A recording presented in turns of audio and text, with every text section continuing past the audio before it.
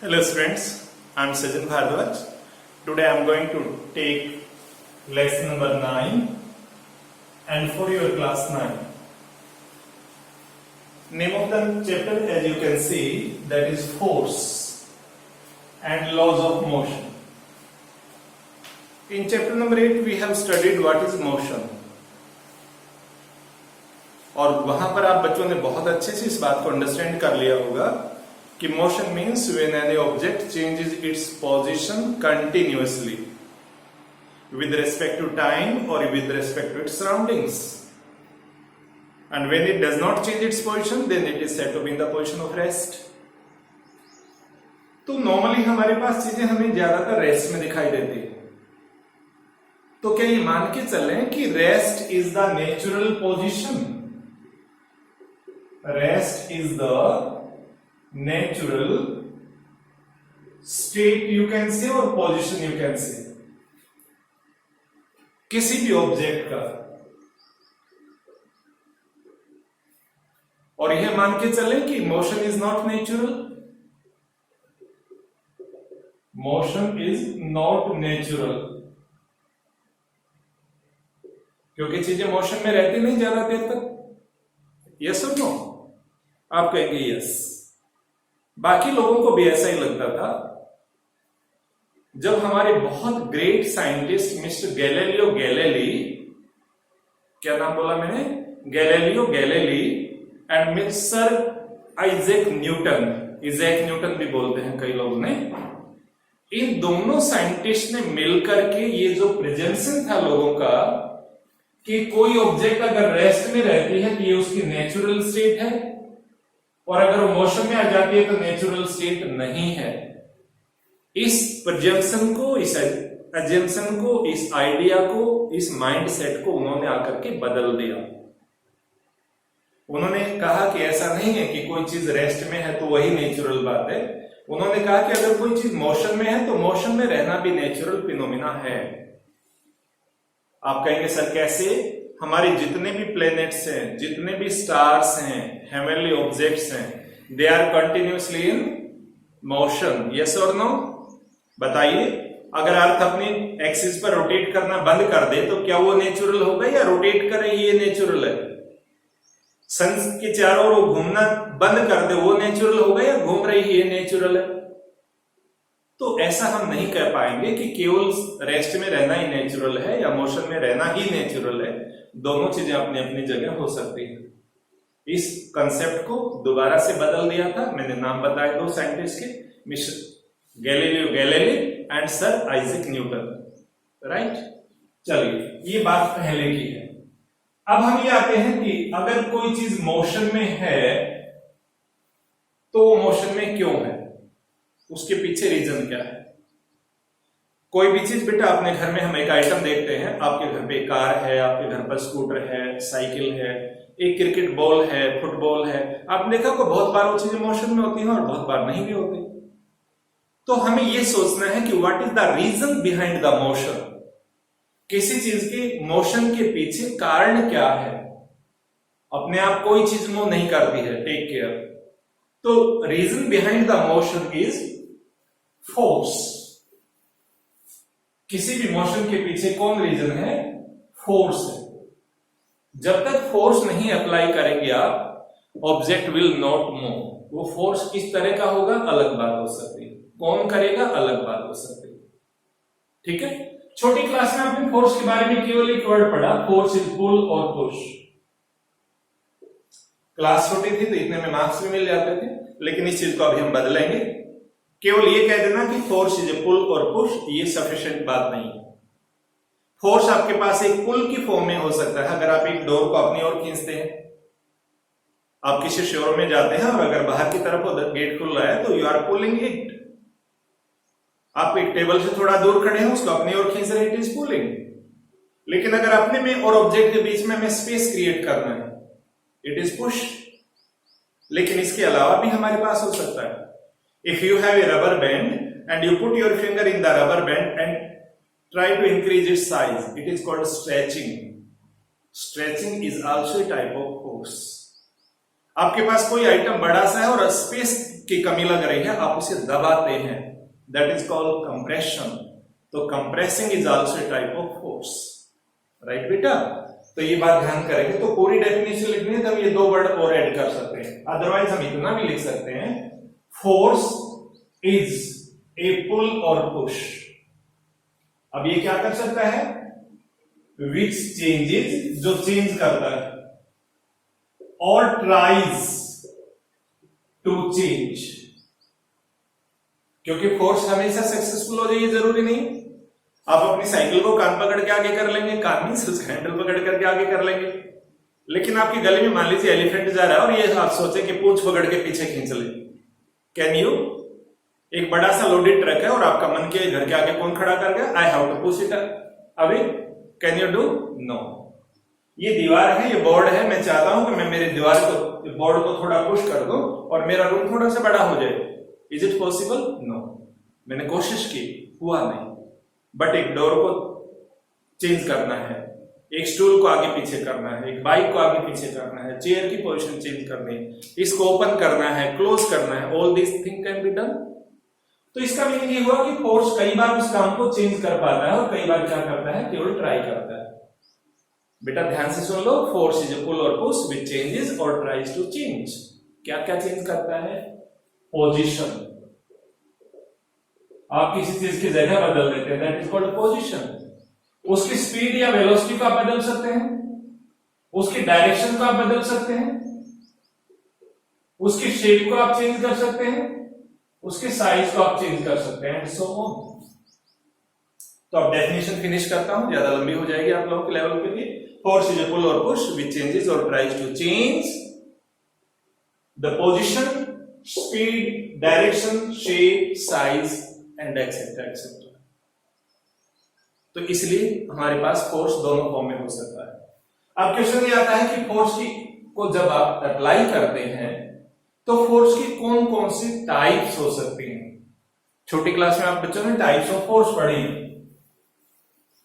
Right? Types of force.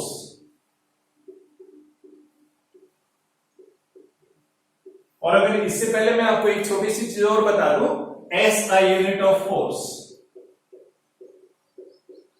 कि force को आप कौन सी यूनिट में मेजर करेंगे।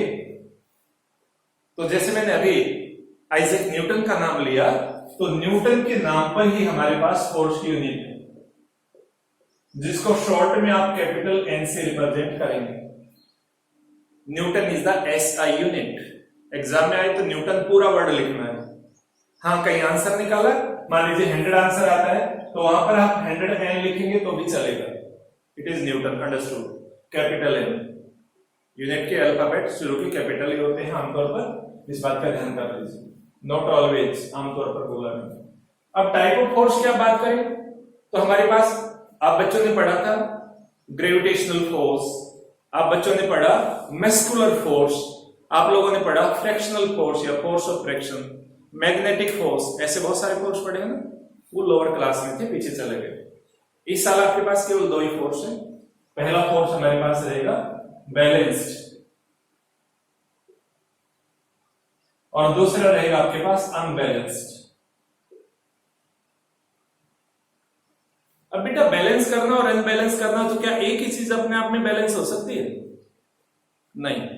आप सभी ने तराजू देखी होगी, दो प्लेटें होते हैं, एक लेफ्ट में एक राइट में, दोनों में बराबर वेट आए तो बैलेंसिंग होती है। अगर दो बच्चे इस तरह से एक झूले के ऊपर है, एक यहाँ बैठा है, एक यहाँ बैठा है, एक ऊपर एक नीचे, कैसे बैलेंसिंग कहेंगे? नो। जब वो एक लेवल पर आएंगे तो हम कहेंगे yes they are now balanced. तो इसका मतलब दो चीजें हैं, इसलिए बैलेंस्ड फोर्सेस और अनबैलेंस्ड फोर्सेस। अब आपको यहां पता लग गया होगा, अगर ये बैलेंस है, इस बच्चे का जो फोर्स है उसको मैं F1 कह दूं और इस वाले को अगर मैं F2 कह दूं, इसका मतलब बैलेंस तभी बनेगा हमारे पास if F1 is equal to F2। अब ये दोनों फोर्स क्या एक ही झूले पर लगे या अलग अलग पर? क्या ऐसा पॉसिबल है एक बच्चा एक झूले पर लगा रहा फोर्स, दूसरा दूसरे पर? ठीक है, ये एक टेबल है, एक स्टूडेंट इधर से फोर्स लगाता है, दूसरा इधर से फोर्स लगाता है, तब तो पता लगेगा कि बैलेंस हुआ नहीं हुआ। लेकिन एक बच्चा इस टेबल पर फोर्स लगा रहा है, एक वहां जाकर के इस टेबल पर फोर्स लगा रहा है, और हम कहीं बैलेंस है? नो। तो बैलेंस और अनबैलेंस के लिए फोर्सेज एक ऑब्जेक्ट पर होने चाहिए, पहली कंडीशन। ठीक है। दूसरी कंडीशन, अगर आपके पास जो फोर्सेज लगते हैं they should be from the different directions, usually from the opposite direction, right? अगर केवल दो ही हैं तो अपोजिट से होने चाहिए। एक को F1 कहेंगे आप, दूसरा F2 हो जाएगा, डायरेक्शन अपोजिट हो गई है। मैंने प्रीवियस चैप्टर में आपको स्केलर्स एंड वेक्टर्स बताया था। Force is a vector quantity, direction change होगी तो उसकी मेजरमेंट माइनस में चली जाएगी। अगर ये मान लीजिए आपके पास 10 न्यूटन है तो ये वाला फोर्स हमारा कितना कंसीडर किया जाएगा फिर? -10, डायरेक्शन चेंज होने की वजह से। अब दोनों को अगर मैं ऐड कर दूं तो F1 प्लस F2, एक आपके पास 10 है, दूसरा मेरे पास -10 है, दोनों को मैंने ऐड किया तो 10 न्यूटन -10 न्यूटन, आंसर कितना आ गया? 0। दोनों का रिजल्ट का आंसर क्या आया? 0।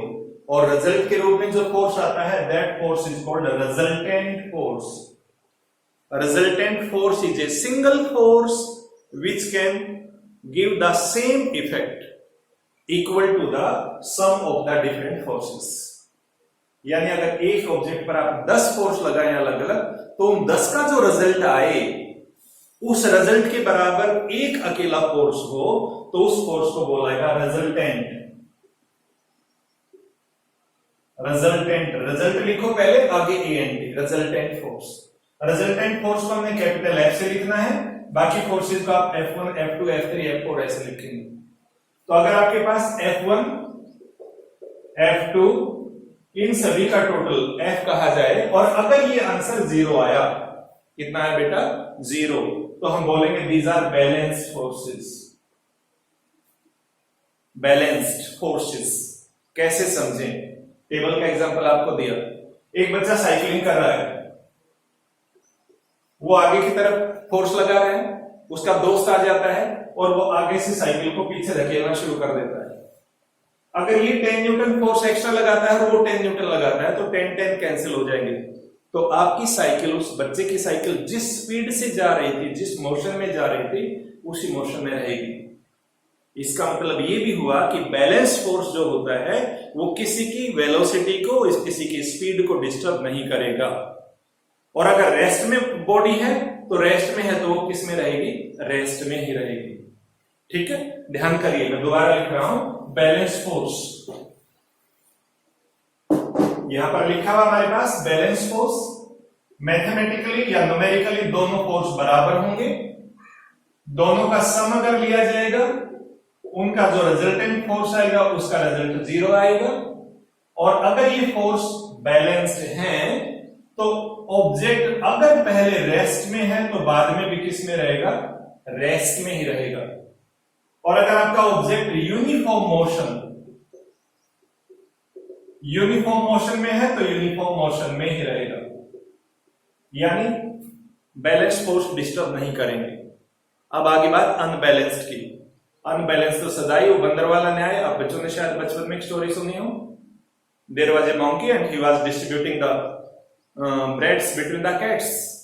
तो जो भी पेन ऊपर जाता दूसरी साइड से थोड़ा सा उठा के खुद खा जाएगा, फिर वो उधर वाला नीचे चला गया, तो एक बार ऊपर एक बार नीचे। अगर इस तरह की सिचुएशन है, when F1, this F1 is not numerically equal to F2, अगर F1 F2 के बराबर नहीं है, कोई सा भी ज्यादा हो सकता है बेटा, ये भी ज्यादा हो सकता है, ये भी ज्यादा हो सकता है। ठीक है, इधर F1 is more than F2 और F1 is less than F2। Balance दोनों केस में नहीं बना। जहां बैलेंस नहीं बना तो उस केस में F1 और F2 का जो रिजल्ट आएगा वो कभी भी 0 नहीं आएगा। ऐसे फोर्स को आप क्या बोलेंगे? अनबैलेंस्ड फोर्सेस, क्योंकि एक से ज्यादा होंगे। बैलेंस के लिए या अनबैलेंस के लिए हमेशा ऐसा होता है। अब इस केस में क्या होगा? अगर वो अनबैलेंस है, मान लीजिए अपने पास एक स्टोन रखा हुआ है, हमने आकर के उस पर फोर्स लगाया, ये स्टोन है, आपने यहां से आके पुश किया, स्टोन को ग्रेविटी नीचे की ओर खींच रही थी, फोर्स तो ये भी लग रहा था, इसलिए रेस्ट में रहना चाह रहा था, लेकिन आपका फोर्स ज्यादा है तो ज्यादा की वजह से जो ऑब्जेक्ट आपका ऑलरेडी रेस्ट में था वो रेस्ट वाला किस में आ सकता है, मोशन में। किसकी वजह से, अनबैलेंस फोर्स की वजह से। और अगर वो पहले से मान लीजिए आपके पास मोशन में है तो वो किस में आ सकता है, रेस्ट में आ सकता है। दो केस ये हो सकते हैं। तीसरा केस हो सकता है चेंज इन स्पीड, स्पीड में चेंज आ सकता है अनबैलेंस फोर्स की वजह से। कैसे बेटा, आप साइकिलिंग करते हैं, अचानक आपने ब्रेक लगाया, अब ब्रेक लगाते ही क्या होगा, आपकी स्पीड डाउन हो जाएगी, ठीक है। तो ये अनबैलेंस फोर्स का एग्जांपल है। अगर आप पेडलिंग करते हैं, क्योंकि पेडलिंग किया था आपने, फोर्स बढ़ा दिया उस पर, उसको बैलेंस करने के लिए कोई दूसरा फोर्स बाहर से आया नहीं, तो ये अनबैलेंस का एग्जांपल है। तो अनबैलेंस केस में अगर कोई चीज रेस्ट में है तो उसे आप मोशन में ला सकते हैं। जैसे आप एक बॉल को किक करें, वो मोशन में आ जाएगी, या कोई चीज ऑलरेडी चल रही है उसको आप रोक सकते हैं तो वो रेस्ट में आ जाएगी, या किसी फास्ट को स्लो, स्लो को fast. This is all due to unbalance forces. और मैंने आपको बताया जब भी अनबैलेंस फोर्सेस होंगे तो उनका जो रिजल्टेंट फोर्स आएगा, वो रिजल्टेंट फोर्स दोनों को ऐड करने पर it never come equal to zero, कभी भी वो जीरो के इक्वल नहीं आएगा। Is that clear? So this is all about this type of forces. तो जब भी आप किसी चीज को किक करते हैं, जब भी आप ब्रेक अप्लाई करते हैं, जब भी आप किसी चीज की पेडलिंग बंद कर देते हैं, गाड़ी का इंजन अचानक बंद कर देते हैं, ठीक है, या अचानक आपके पास एक स्लोप आ जाता है, इन सभी केसेस में अनबैलेंस फोर्सेस होते हैं, ठीक है। वैसे ऊपर से कोई चीज तेजी से नीचे को लुढ़कती है तो ग्रेविटी उस पर काम कर रही है फ्रिक्शन से ज्यादा, वो भी अनबैलेंस फोर्स का एग्जांपल हो सकता है। तो एक बार मैं फिर से बता दूं, आज हमने जो चैप्टर शुरू किया है that is about force and laws of motion. ये लॉज ऑफ मोशन मैंने अभी टच ही नहीं किया है, आज मैंने केवल फोर्स के बारे में आपसे बात की है।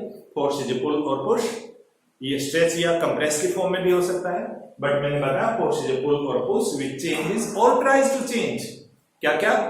शेप को, साइज को, डायरेक्शन को, पोजीशन को, स्पीड को, किसी भी चीज में वो बदलाव ला भी सकता है और कोशिश भी कर सकता है। अगर आपका वो सक्सेस हो जाता है तो हम कहेंगे चेंज हो गया है, अगर नहीं हुआ तो हम कहेंगे ट्राई किया। तो फोर्स इज ए पुल और पुश व्हिच चेंजेस और ट्राइज टू चेंज, ठीक है। आगे सभी चीजें लिख देना, डायरेक्शन, मोशन, स्पीड, जो भी आपको याद आ जाए। उसके बाद हम बात कर रहे हैं फोर्स के एसआई यूनिट के बारे में। फोर्स के एसआई यूनिट के बारे में मैंने केवल एक ही वर्ड लिखा बोर्ड पर, एंड दैट इज न्यूटन। क्योंकि ऐसा यूनिट एक ही होती है, इससे ज्यादा ऐसा यूनिट नहीं होती यूजुअली किसी की भी, ठीक है। तो ये चीज आपको ध्यान करना है। न्यूटन को आप कैपिटल एन से रिप्रेजेंट करते हैं। एक न्यूटन फोर्स कितना होता है ये मैं सेकंड लॉ ऑफ मोशन में आपको समझाऊंगा। वहां पर हमारे पास एक फॉर्मूला आएगा F = ma, ये फॉर्मूला आएगा, उसे मैं वहां एक्सप्लेन करूंगा, आज नहीं। फिर मैंने बताया आपको टाइप ऑफ फोर्सेस, तो जो लोअर क्लास में पढ़ लिए वो सब हमारे आउट ऑफ सिलेबस है। इस साल के सिलेबस में केवल बैलेंस्ड और अनबैलेंस्ड की बात है।